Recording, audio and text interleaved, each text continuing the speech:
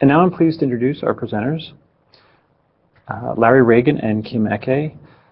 Larry Reagan has played a leadership role in the development of Penn State's World Campus since the start of the initiative in 1998, serving as the Director of Instructional Design and Development, Director of Faculty Development, and most recently appointed as Co-Director of the Center for Online Innovation in Learning.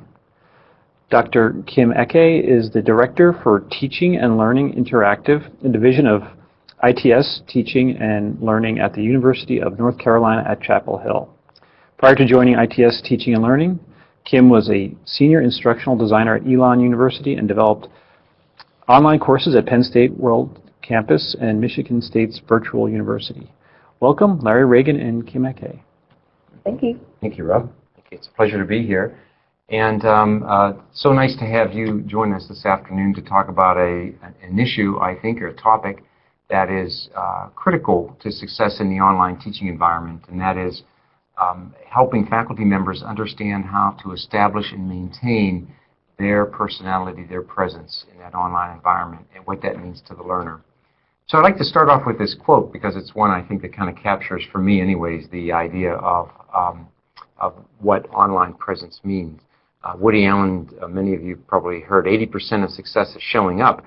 And I've modified that just slightly to say 80% of online teaching success is showing up. And that's really what we're going to be speaking about today, is that idea of helping faculty members learn the process, the techniques and the strategies that they need to be successful in their online classroom and what that means to them by way of teaching presence. So we might start off with sort of a broad definition of what teaching presence means. And for those of you who may have done some research in this area, you'll find that there's a variety of different terminology that's used, a variety of different definitions. Kim and I have had a lot of these conversations to try to filter down exactly what are we speaking of. And so we've established this kind of a broad statement that teaching presence is the state or fact of existing or occurring or being in the online classroom. It's a bit wordy. So maybe we boil it down, and maybe it means being evidently visible. We're going to tease that out a little bit. Finally, I think it just simply means being there. And what being there means may be different for some faculty members than others. I always like to start off these kind of conversations with a bit of a review of why this matters, why it's important to us in the online classroom in particular that we have online presence. And really, from a student's perspective, I think that it's important because, in particular, our online learners have a sense of isolation. Now, it depends again on what online learning means to you. If you're doing a program within a resident-based program, perhaps there's not an isolation in the online part because it's made up of a student resident-based experience. But if you're an adult learner somewhere in a distributed learning environment, you may feel very isolated. You may feel disconnected from your institution. So your instructor really becomes the primary link. They are the mechanism, the vehicle by which you have a relationship to your institutions through that faculty member.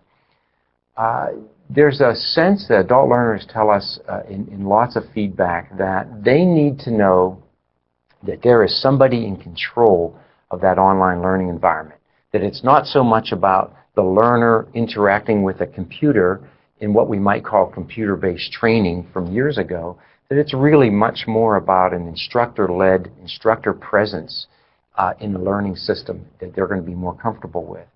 Finally, the students really have this desire to interact with an expert. It's one of the reasons they come to your institution to take your course, is because they're with a recognized expert in that field.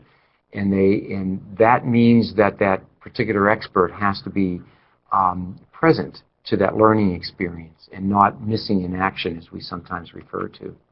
So, Kim, I know that you've had lots of different kinds of experience in this, and what we decided to do is to have Kim interject some examples as we're going through the afternoon here. Tell us about this one about Twitter. Sure.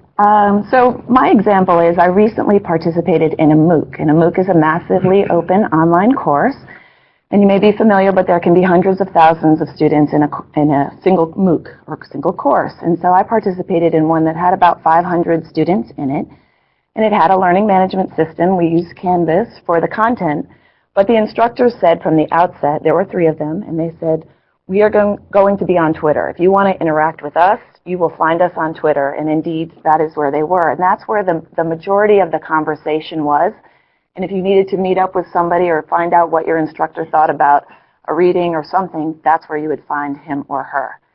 It was really important to me. I didn't think that it would be as important as it was, but that's why I think that this is so important. And there are a lot of great technologies to show you how you can do that. So Twitter is one. Another example is VoiceThread. And a lot of campuses have site licenses for VoiceThread. It is a way to have conversations around different types of media, whether still images or documents. This example is a faculty member at the University of North Carolina, Chapel Hill.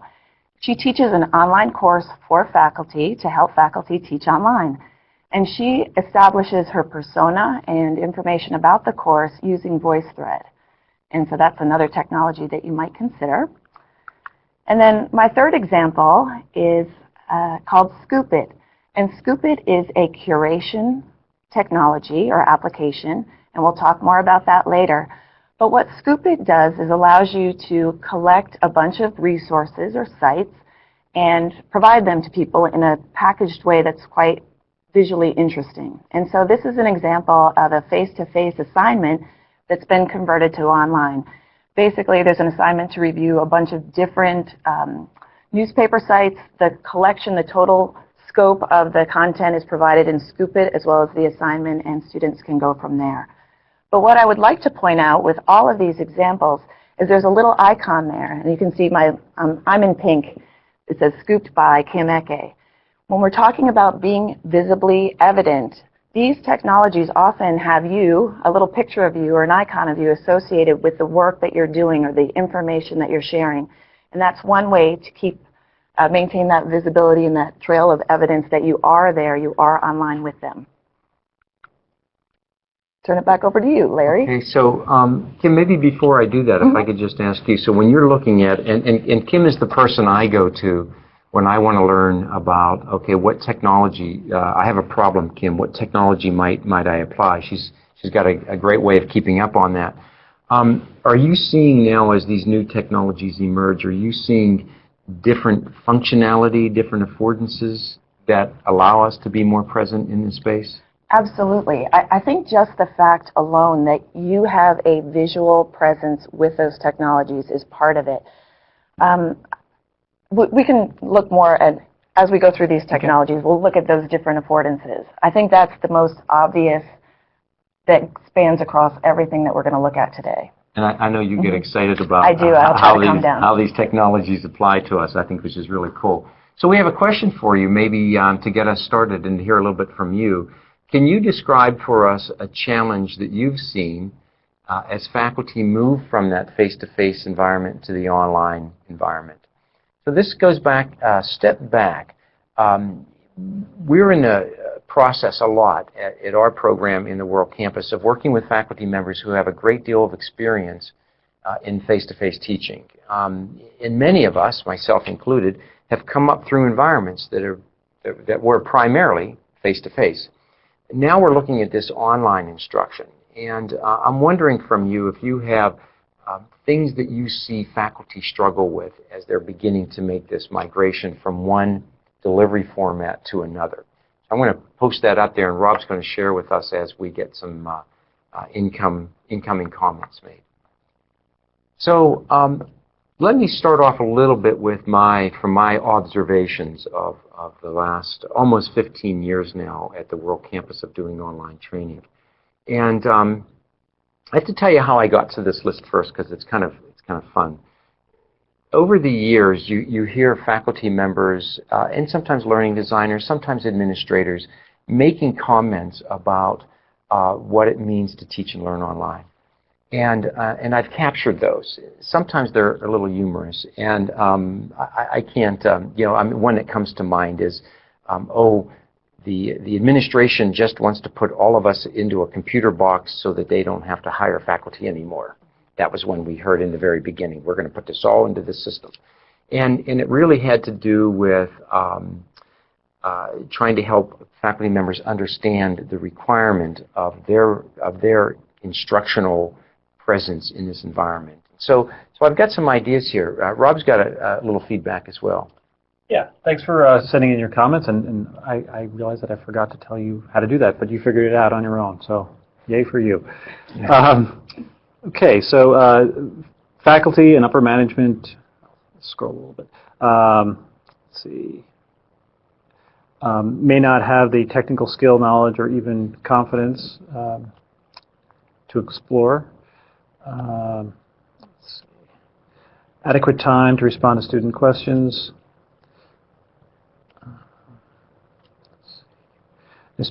Instructor, absentee instructor, plus and minus of technology. Too many tools that need to be integrated into one whole. Too many channels to monitor. Being present online is the big issue, not just setting things up and leaving, but being there and interacting with learners. Good. Yeah, there's probably some more coming in. Okay. But, so I think what I'm hearing from those kind of comments is again this range of issues that for me strikes to the heart of a shift in dynamics, a difference in the way I did it in the face-to-face environment and the way I do it online. And in my comments, I have that as kind of number 2 on my list, and that is helping faculty members understand that things are going to behave differently. As a matter of fact, let me go back to a word on the screen there that I think has really hit me, and it just was this summer I came with this thought. I used to title this slide Transition Challenges for Faculty. And the more I thought about it, it was transition sounds like a smooth path from, well, I used to do one thing and now I'm doing it differently, but I'm basically doing the same thing. And we used to talk a lot like that with faculty. I'm now of the belief that the process of moving from face-to-face online is really transformational. It has a bigger impact on of how I think about the teaching learning process. And one of those challenges, I will say, is this issue of instructor presence. I think from my work is that it is probably the most difficult for many faculty to understand is this question of, well, I know how I am in the classroom. When I walk into the classroom, they can see me and I can talk about the weekend and such. How do I do it online? Like, what does that mean now when I'm in this online environment? So the instructor presence issue becomes a really critical dimension.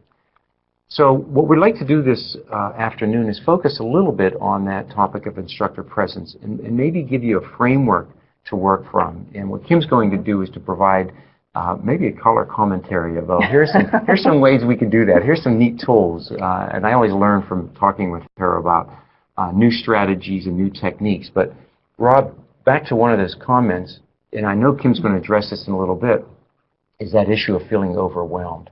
Is there are so many options out there.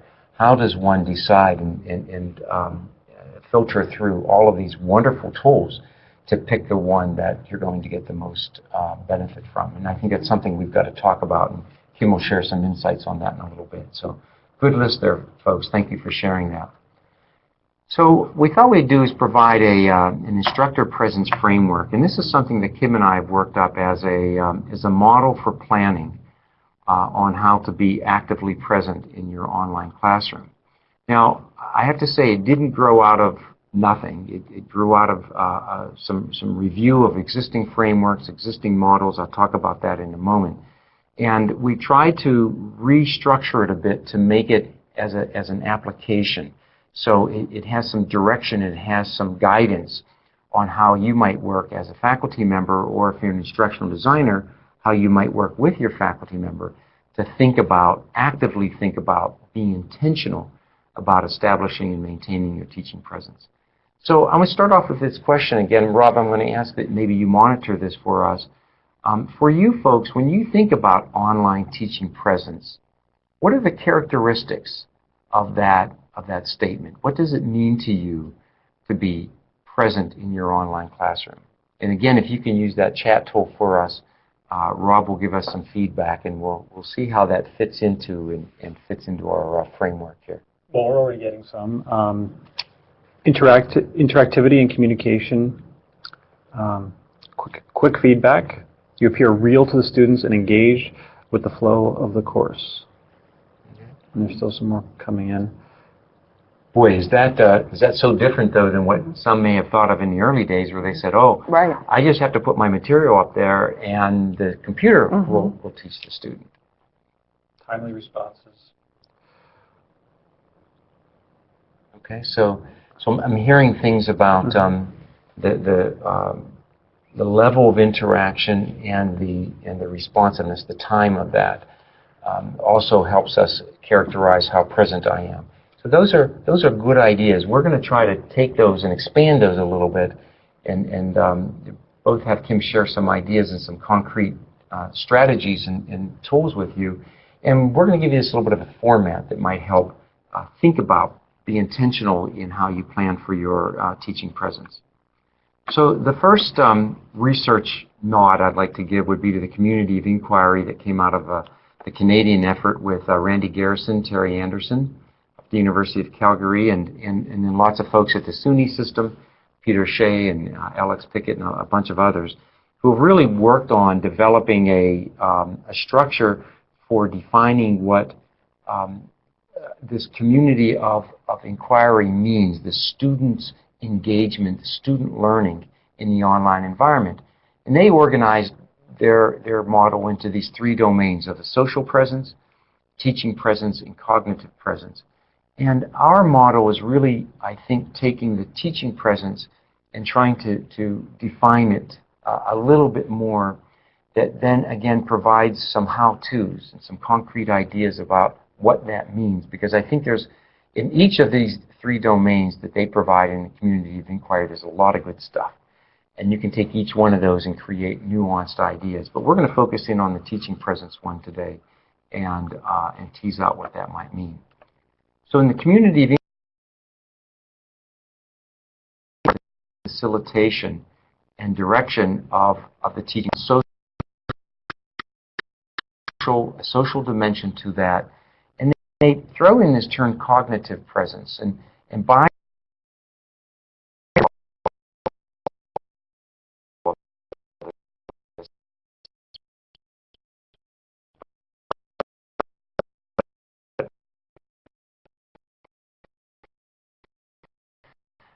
for many of us, it's what draws us into the intentional about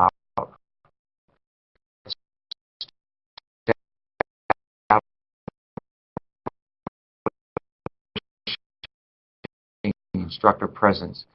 And I might add, when Kim and I came up with this model, it was not necessarily designed to be a sit down and fill in the blanks kind of a system. It can be used that way, and I think it could be helpful that way. There are individuals who really like to have that kind of an organizational framework.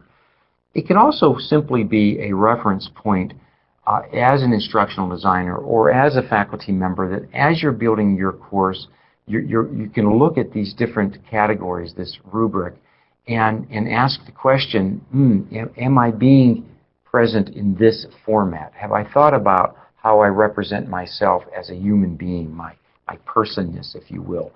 And if you haven't done that, it might stimulate some ideas. And then, Kim, I think coupled with the examples you're going to show us, there are lots of different opportunities out there for how to use various tools. So I'm just going to walk through this this model and maybe have you think a little bit about how we can fill the blanks in. Before we do that, I want to go to another chat question for you, if you wouldn't mind, because these will become examples that we can begin slotting into the various matrix slots. So in 140 characters or less, maybe share with us an example of how you establish or how you have seen faculty members establish their online teaching presence.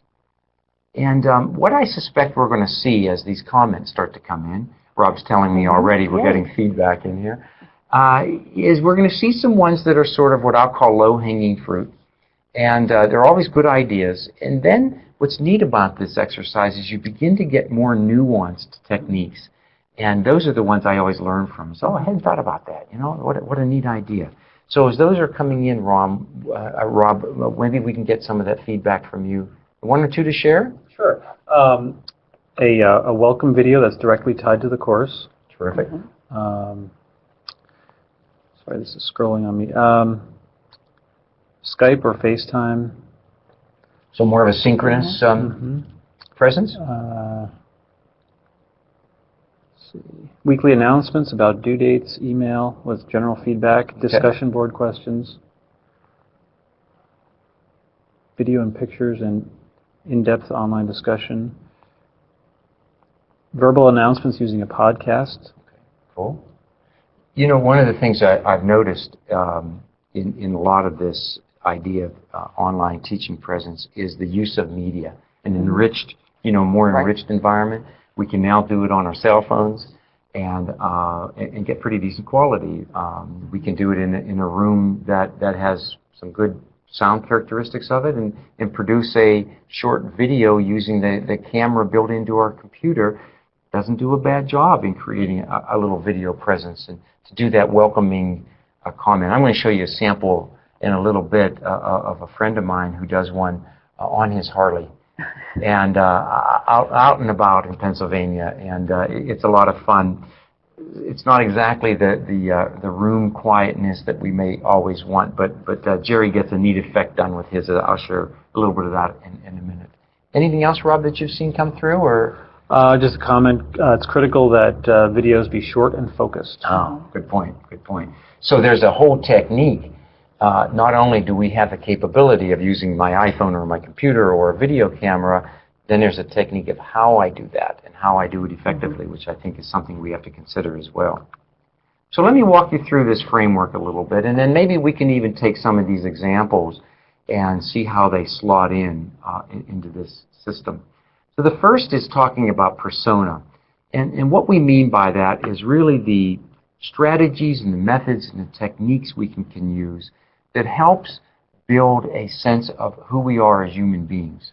So when we're in a classroom, I walk into the classroom and I start a dialogue, and you can see the way I'm dressed that day. You can see if I got my hair trimmed or not. You can see me. My physicality is present to you. In the online environment, that's not quite as easy. And so, again, we have to be more intentional about how we do that. And it doesn't have to be just visual. It can also be around text. Someone mentioned using the announcement tool. It's a great strategy to help build your personality into that. The instructional part, I think, is maybe the one that best aligns with the community of inquiry and that teaching domain in their model, because it really is the dimension where we address this idea of teaching and guiding and facilitating and directing learning in a proactive way. One of the struggles we've had is having faculty members, again, think that it is the computer that is teaching the student. Yeah, go ahead. Well, I was just thinking that with online learning, generally, a lot of focus is on the instructional component. Most faculty members that I've worked with feel fairly comfortable establishing the instructional presence. It's those other two on the side that they're less, perhaps, experienced or confident in doing. And we were just talking a little bit earlier. How do you think that relates to this idea of what content is? Is content the same thing as instructional presence? Right, exactly. You know, if you put a video up online or there's an open educational resource, is that the same as the learning process? How is that guiding it? And I think sometimes we get those things all kind of mixed together, and we think, oh, here's my material. Just put it online and I'm done. Yeah. Right. And there's a lot more to it that we have to help faculty members walk through. So good. Thank you.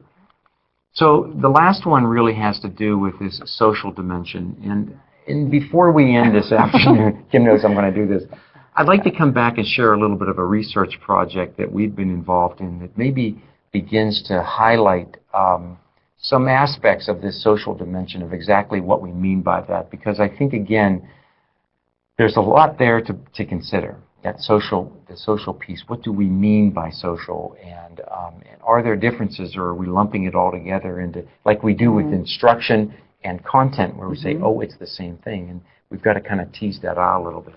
So I'd like to come back to that one a little bit. But again, this is really talking about creating space in your learning environment where the students have a relationship or relationships with each other that are outside of the course content. How necessary all that is, maybe we've got to learn a little more about that. So here's what I think is really an important consideration for this whole framework. And that is, if you construct your course and then it dawns on you that you need to be present in your course, and as you're trying to go through the instruction, through the delivery of your course, you also then decide you need to be present, you can spend a lot of time investing energy and effort in that presence that could have been offloaded to the design phase. And as an instructional designer, in your background, I know you think about this part as well. Absolutely, and I think even in the comments, people were talking about feeling overwhelmed and feeling the constraints of time. And to identify one or two techniques that can help you achieve your goals and be done during the design phase, you don't even have to think about it after. You know, you're set up for success. Because it shifts your construction work, then Right. you're able to turn your delivery Exactly. time to paying attention to the class. Right. So the second part now is in delivery. So we're going to come back, we're going to talk about methods and techniques that you can use to establish your presence during the construction phase, if you will. But we also want to talk about those things that you can do as the course is live, and those strategies.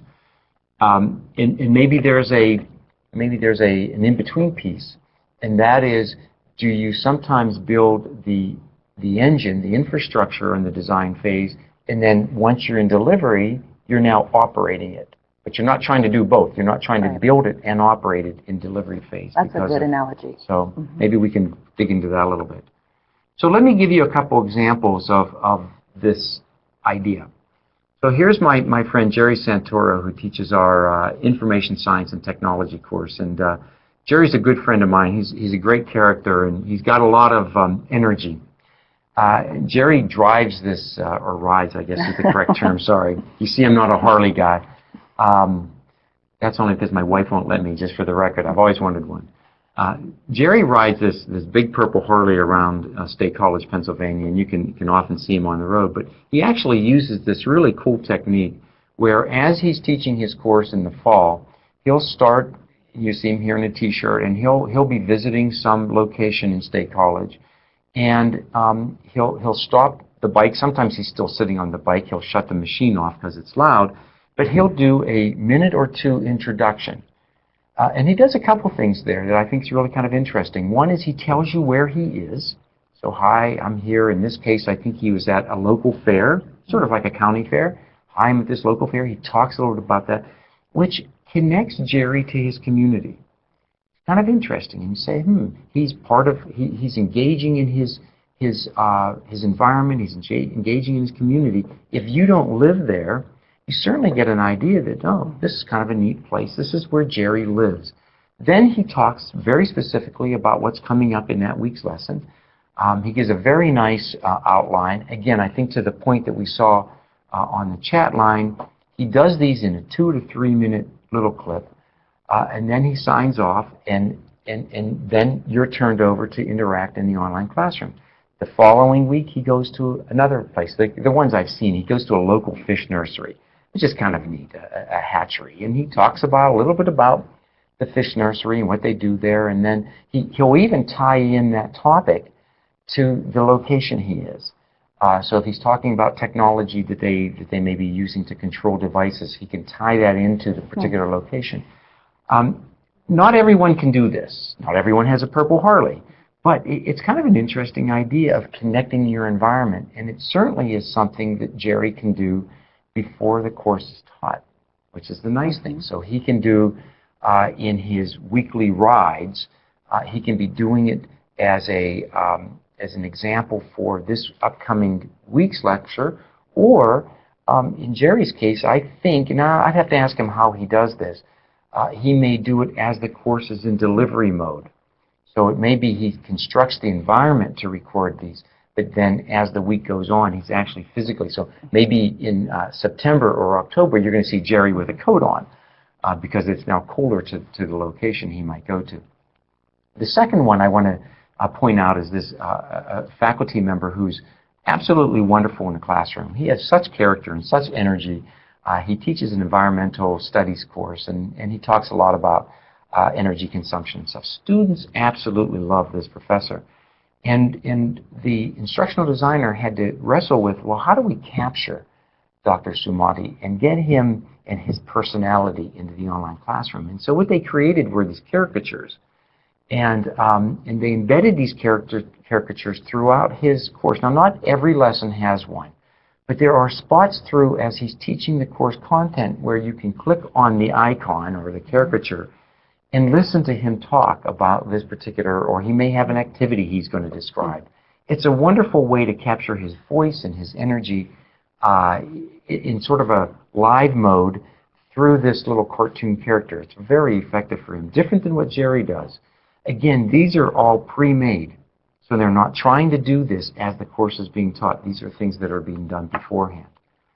I want to leave you, before I turn it over to Kim, I just want to leave you very quickly with this little nomenclature that we use when we talk with faculty about their online presence. And there are these 5 letters that we try to describe. And the first is active.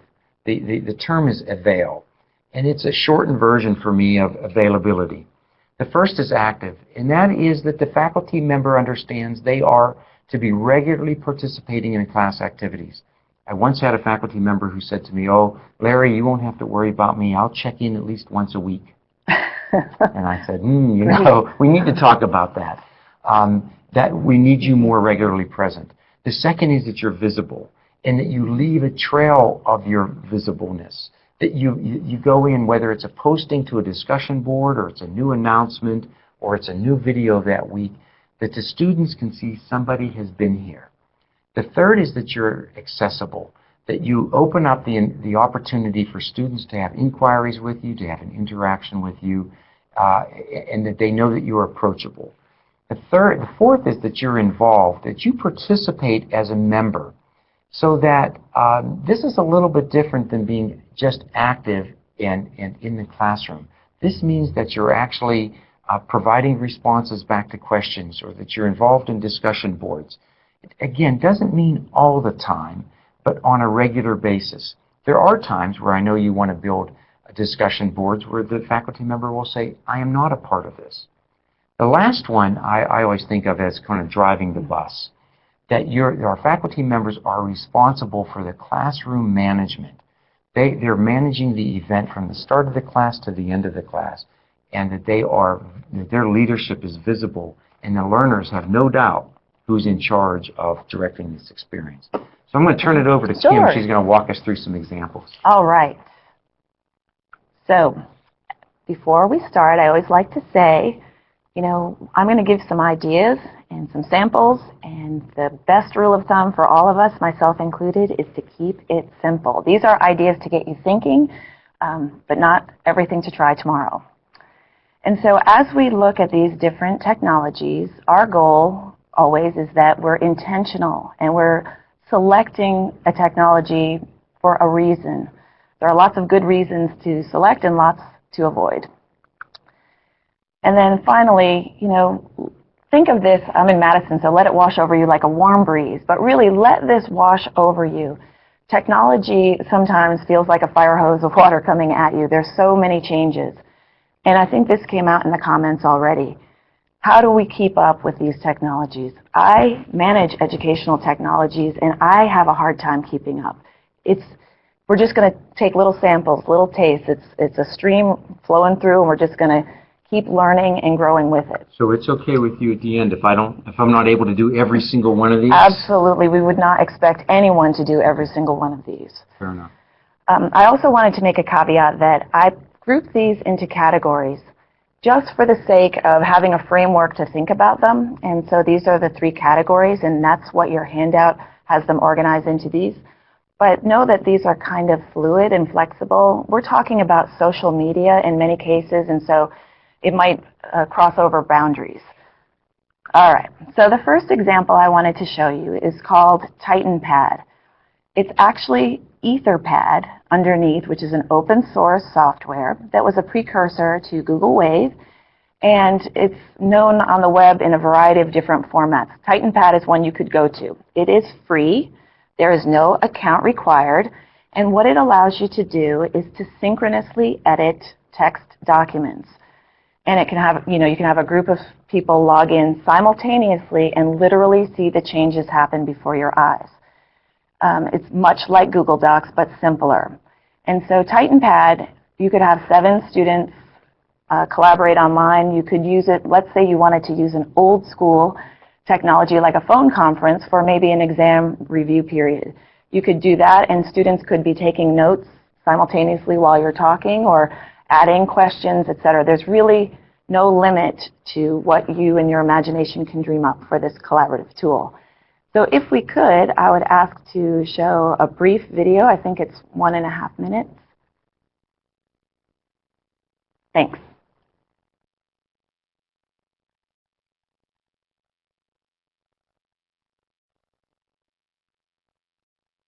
Click on Create Public Pad and add your name. I'm going to use this for an online exam review session. I'll copy and paste text from a document on my desktop. The text displays with a yellow highlight indicating that I, Kim, authored it. I can format the text with keyboard shortcuts or using the formatting buttons at the top of the screen. Just as you would with any document, save your changes. Now I'm going to share this pad with my students by emailing the link or by putting it in our course site. Students can log in at any time to edit or browse changes. I can see that Aaron and Sam are now logged into the document with me. They can chat with one another using the chat box. Others who arrive later will also see the chat display. More students have logged in, and I can see them adding comments and expanding upon existing points. Typing in any URL will create an active link. At this point, 6 of us are logged in and working on the document simultaneously. The new revision is saved. Your pad options are at the top right. You can remove colors and line numbers, export or import files in a number of common formats. The time slider will show you all of the activities and authorship over the life of the document. Everyone can see how it began to take shape and changed over time. TitanPad is a really easy way to collaborate that's free and open to everyone. It's a temporary space to work with just the essentials that you need to work in groups. Remember to save your revisions and export your final document.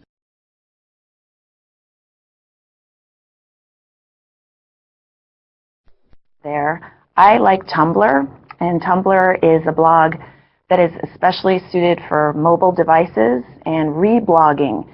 And so, if you say something interesting in my class and I reblog you and members of the class are all together, it sort of helps us build community in that way. It's very easy, and it's short form blogging, so you don't have to write a lot. And then you're probably familiar with Facebook, Google+, Ning, a whole host of social networking sites that are specifically focused on community and collaboration. The only thing we'd say there is that, when you build these sites, you need to care and feed and water them. They really require your attention. And so this shows you kind of the difference of degrees of your own personal investment that you need to make. I ask before you move on. So if I'm a faculty member or a learning designer helping a faculty member, and I have some of these options as an example, this community one, what would be a criteria that I might use to decide, oh, I should use Tumblr versus Facebook versus the TitanPad? Are there? Sure, I think there are a couple. And the first one would be what's interesting to you. If you already know Facebook is out, I don't do Facebook, then Facebook is out. You don't have to use any of these.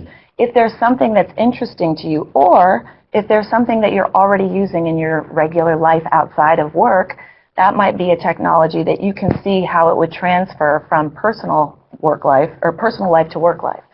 The other thing is that investment of time.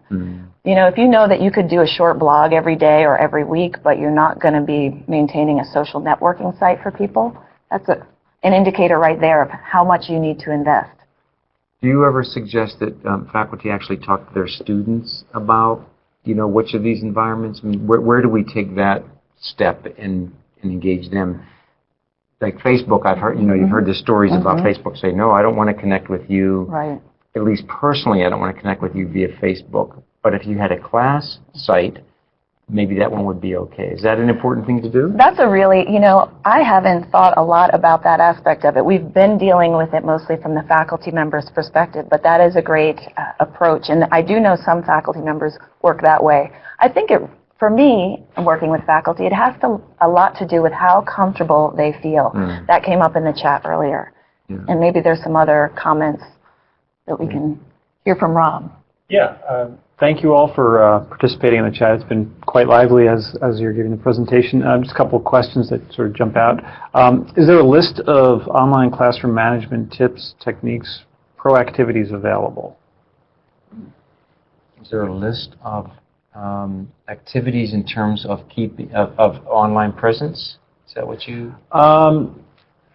I'm not sure exactly when this came out. It was probably several minutes ago, but Okay. just I guess regarding I think maybe when you were talking about the Avail. The Avail model. Yeah, I think it's a great idea, and I have to tell you, I don't have one compiled. It's a great project for somebody, but I've often thought about in each of those categories, in each of the 2x3 matrix, of developing a comprehensive running tally. Actually, you can do it in TitanPad. You could. That way, people Right. can kind of go in there and start to fill it out. But I don't have anything offhand. I don't either. It's a great need, though. Great idea. Just get one or two simple things. I mean, basically, they're just asking for something simple to be proactive. In the matrix? So, for example? In classroom management, specifically. So in classroom management, yeah, I'll give a thought, and then maybe Kim's got one as well. So in terms of classroom management, we're talking about the responsibility of the instructor to be providing guidance and leadership and so forth. We are very big on the syllabus tool.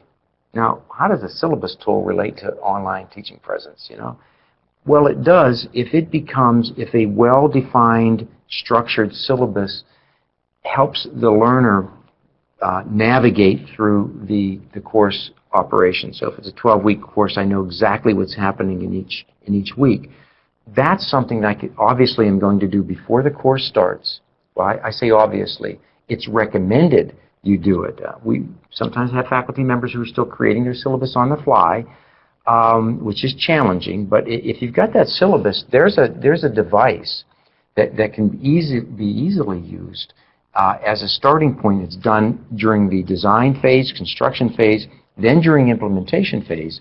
You're taking perhaps the objectives of each week and you're inserting that into an announcements page where you might provide a little bit of a narrative or a little bit of commentary around that, what's going to happen that week. So you take something you've done in design phase, and now in delivery phase, you're going to augment it. Maybe that's where you make your little weekly video, and you're going to say, let's take a look at the objectives for this week, and these are the things I want to cover. So I think it'd be a neat way of tying those two things together. Any thoughts? I think it's great. You could also do a visual map, a concept map or some other flow map just to keep people oriented. It's just feeling untethered sometimes is the way I've felt, that I just need to know somebody's coming in and helping me refocus where I should be. I think I'll just go back to that. And I think it's that untethered piece that makes us feel uncomfortable at times, right?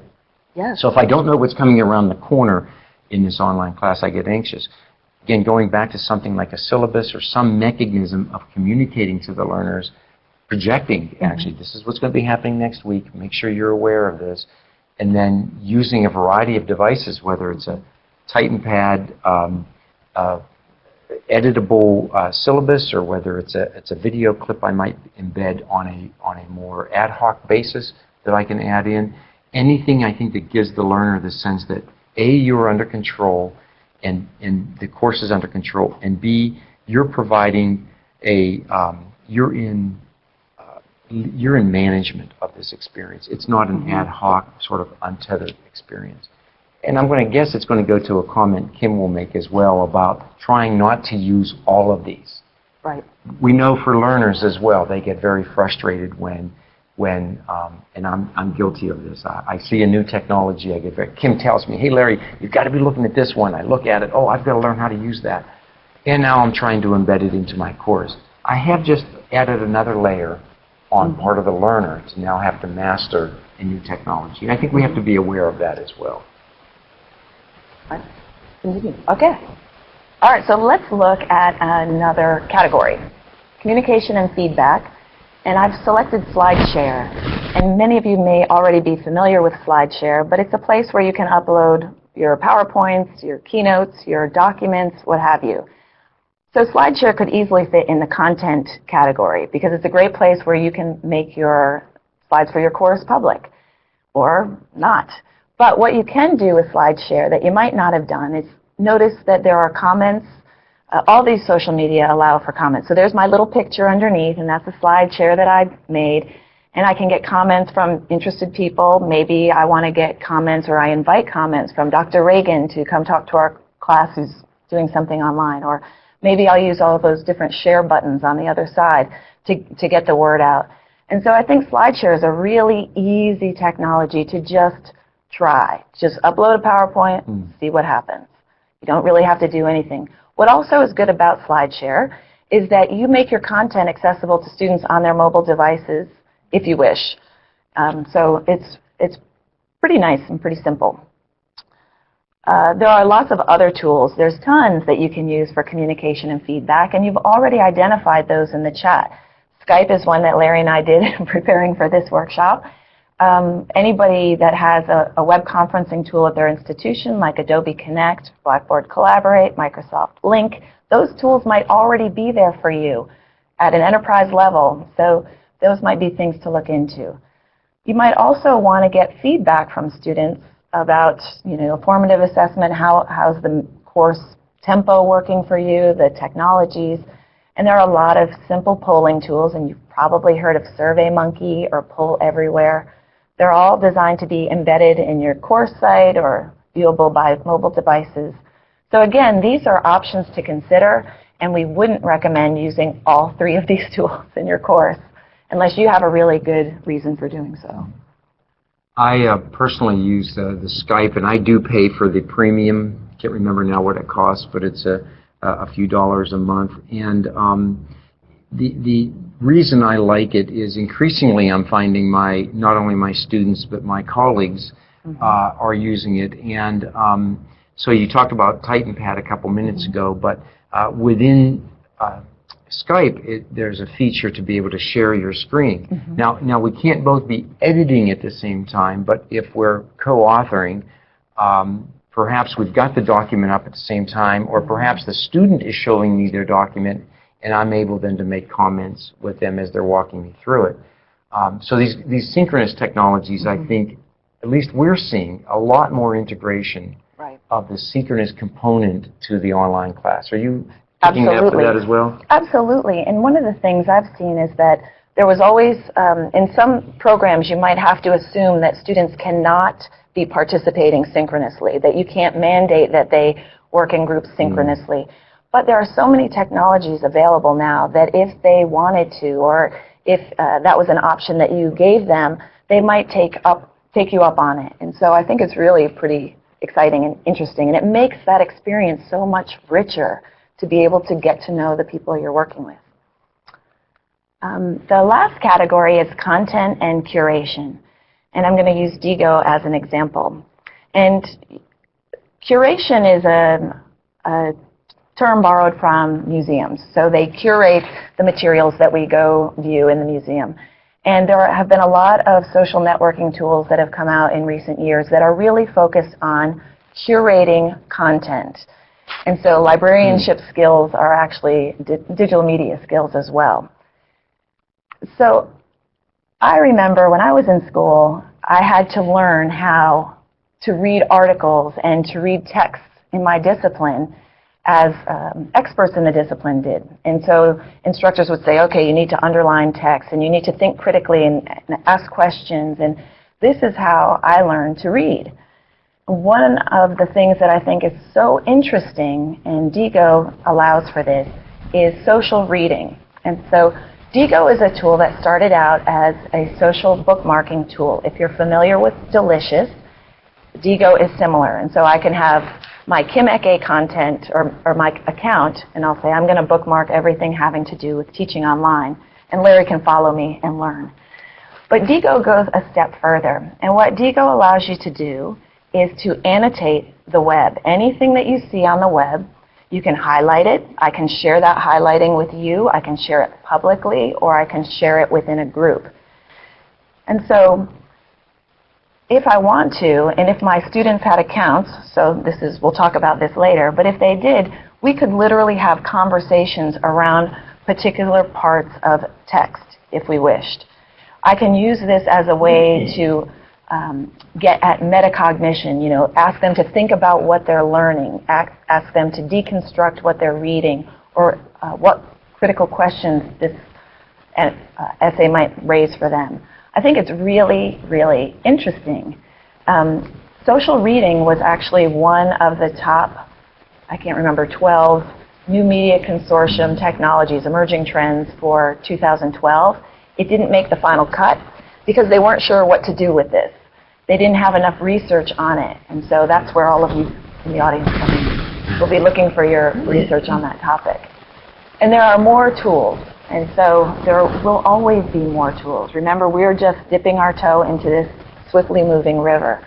Pearl Trees is one, and it organizes in more of a concept map format, and Pinterest, you may have heard of, is another one. And I'm going to give you a personal tip of how I learn and use these social media. I kind of carve off pieces of my life and I put them in different places. And so you can see Pinterest is actually where I try to remember recipes that we made or that we've borrowed that have been really yummy. And in that way I started to see, oh, here's how this tool might be helpful. And so that might be useful for you too, just in trying to learn something on your own terms, not trying to learn it right before a course. So, if you don't mind, I'm going to go back to a question I asked you earlier about helping faculty members match up the right tools. And you said your first response was, well, find something that you like, something that you're interested in. How important, so now you're getting me thinking, how important is it that your content domain aligns with these tools? Is there a match-up that way? For example, if I'm teaching engineering, might there be a different set of tools I may use than if I'm teaching English or math? I would love to hear what people in the audience think. I will share that I believe that human creativity knows no limits. And I think that you could, depending on what your instructional goal is and what you see as the value in these tools, I think you could use any of these for any content. I don't see why there would be a limitation. So it's a creativity. There's a challenge. Right? There is a challenge. Yeah, that's great. Okay, good. Thank you. So there are things to consider. I get excited and energized by looking at all these changes and what could potentially be, but there is a reality that we all deal with every day. And one of the things you want to be cognizant of when you're starting to use these tools is just basic internet safety. We're talking about you establishing or maintaining your online presence. It behooves all of us to be very conscious and deliberate about the information that we are putting out online about ourselves. Probably everyone has done a Google search on their own name. You want to make sure that you're not divulging more than you want to. I don't know if you've got anything to add. Well, Kim knows I do. That's why she's saying that. We have that's just an observation that we're making. Individuals with access to computers can be in a variety of different, let's just say, settings. And so we don't always know who they are or what their background is. They have applied to take a course. They can take the course. There's